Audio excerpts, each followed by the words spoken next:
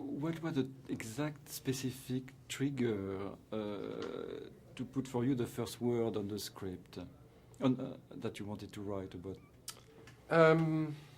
I'd read a book about a woman losing her sister, and I was very, very moved by it. And I thought, why does nobody write about this?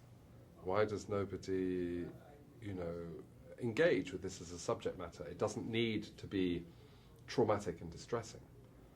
And so I was so moved by this book that I read that I decided I wanted to do something that didn't involve Tony Blair. And how did the character come up? I mean, was it immediately obvious for you, the three main... Yes, it was. I started with the twins, and from that, the character of Marie and the character of George came completely instinctively and without premeditation. And what was the trap you wanted to avoid in doing such a subject matter? I wanted to avoid pretending that we had a scoop or any special answer. I wanted to avoid being over sentimental, and I wanted to avoid being over intellectual. I wanted it to be simple, and I wanted it to be a romance as well. I mean, I was very interested in writing a love story. Clint mentioned the spiritual aspect, but not the religious. Yes. Can you expand on that specifically? That came very easily. I'm not a religious man. I think it would be very difficult for me to write something religiously.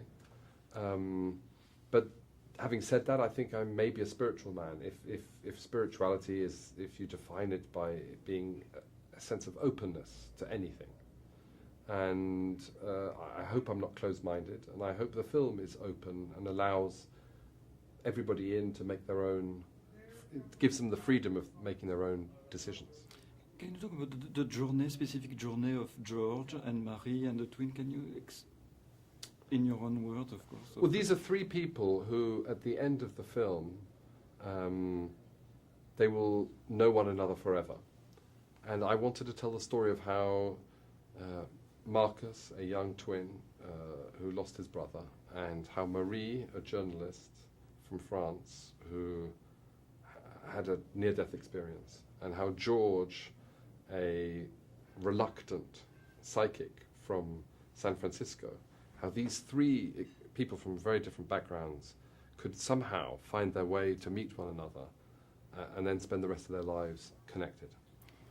Your very first conversation with Clint Eastwood, what was it exactly? I mean, what do you recall?